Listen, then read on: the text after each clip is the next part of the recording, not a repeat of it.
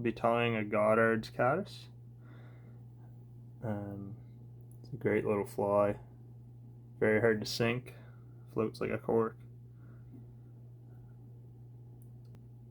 What I use for a hook is a traditional dry fly by Gamakatsu. This here is a size 8. Throw that in the vise and get started. For thread, I'm using a just uni thread, black 6/0, I believe, and seems to be the go-to for me when it comes to dry flies.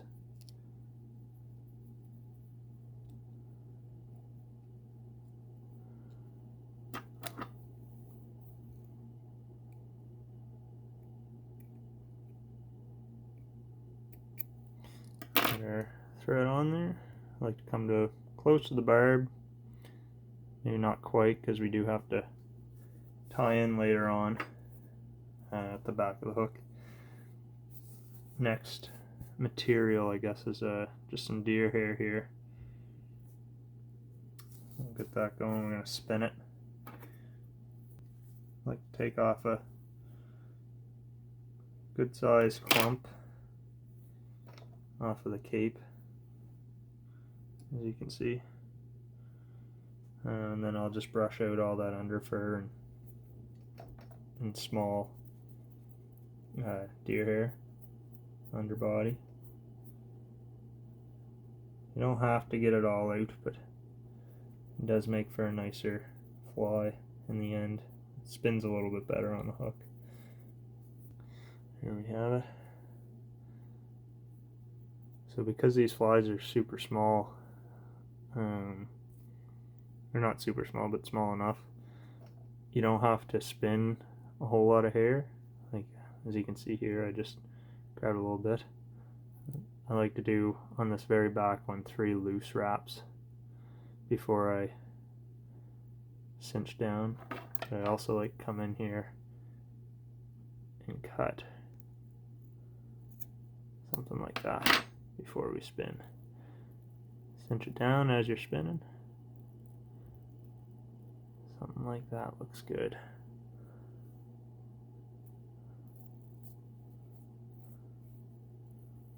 Get rid of these few long fibers.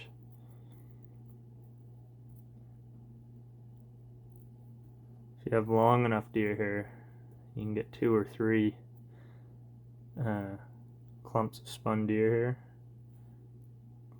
per clump.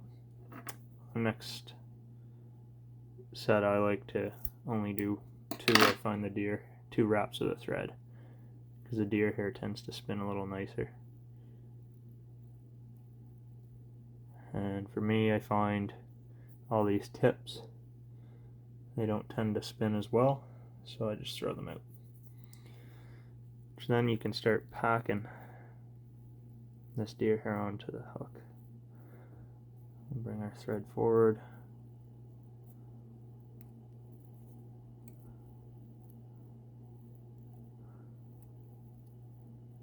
Alright, let's get 2 more on there.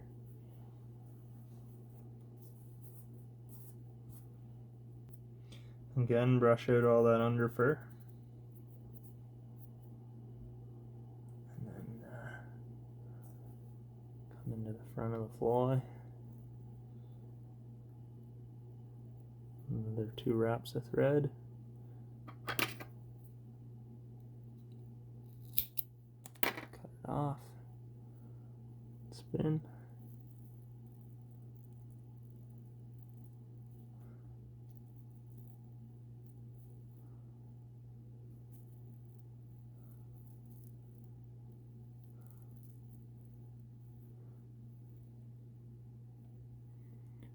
Might be able to get 1 more on there.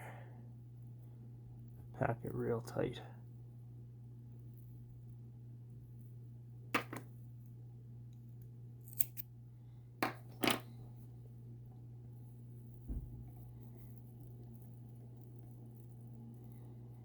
There, she spun on. Now we gotta make room for the head.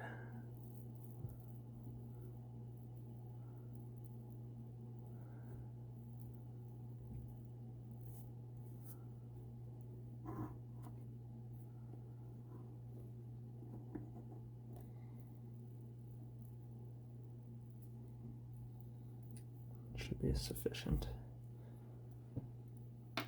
What I like to do here is then tie off the whip finisher.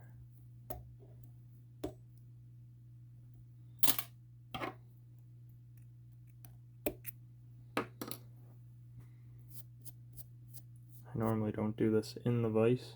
I just hold my hands over a garbage can.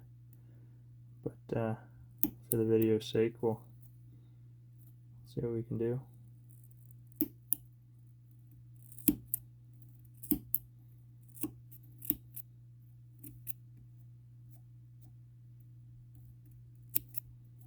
like to come in the bottom here and get a nice flat base. And then kind of angled cut on the sides where it's longer towards the back, shorter towards the front. Same with on top.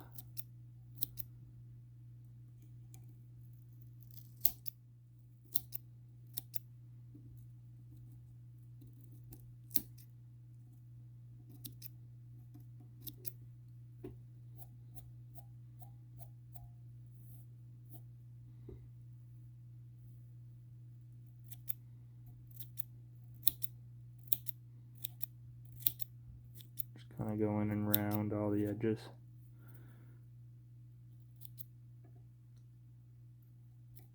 Clean up a few strays on the back end.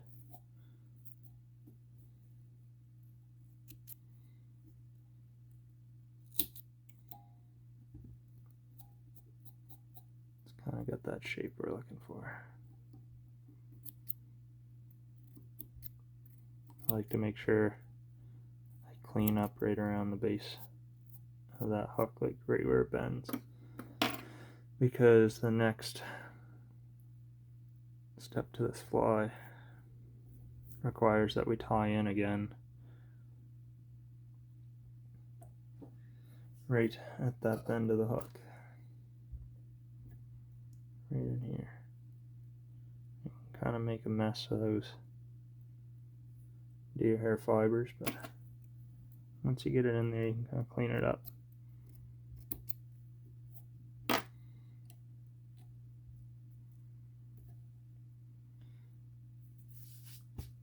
So these have quite the underbody. It's a dubbed underbody. It's kind of different than any other fly I really tie. And just take a pinch of, I'm using seal fur dubbing. Just because it's the brightest I got, but you can use any kind of dubbing. And just build up a little body section. You want to keep it real short. I don't know if this, like you can see, I'm kind of clumping it together because you don't even want it to be as a noodle as long as an inch for this size of a fly. You can just kind of slide that up.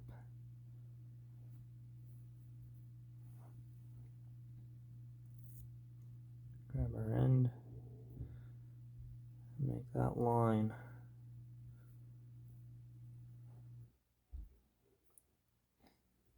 See how it lays underneath the body there like that.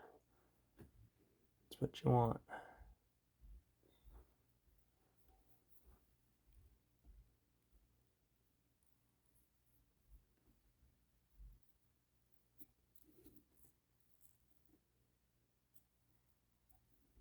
Pretty centered.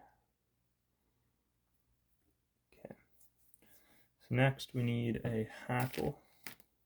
I like these grizzly hackles for this. You don't need much because it's only going to go around a couple times. The deer hair is the main floatant for this fly. And not totally necessary, but I do like to add a few antennae to this fly. And I use some mallard flank, or this here is wood duck flank. It's pretty delicate, small little details. I'm actually just going to grab 2 fibers off this feather, one for each antenna. I believe there I got two. We can tie them in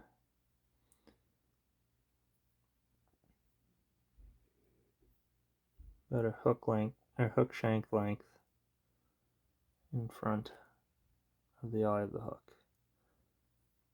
Just get them on there, and then you can adjust them later.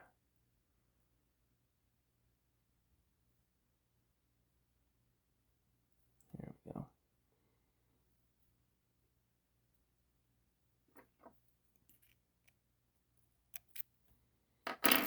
Okay. Now we can put our hackle on.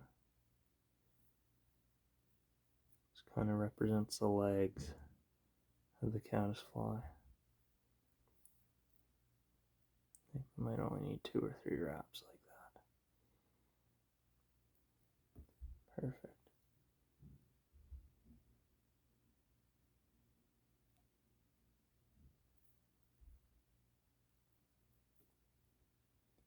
Capture that hackle.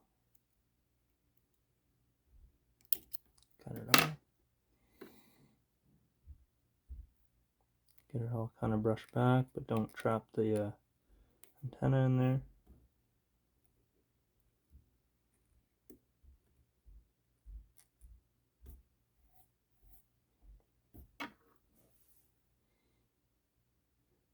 Get a few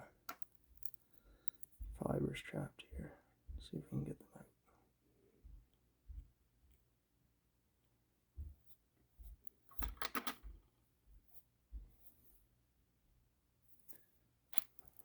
And then we can whip finish the fly.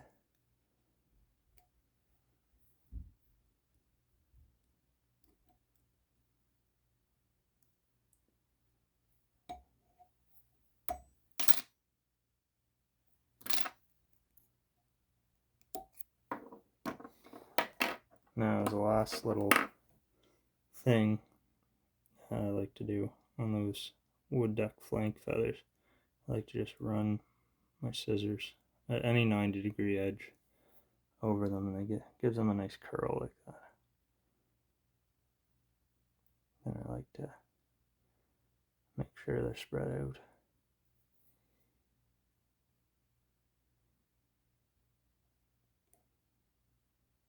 There we are. And that is the Goddard Caddis. Thanks for watching.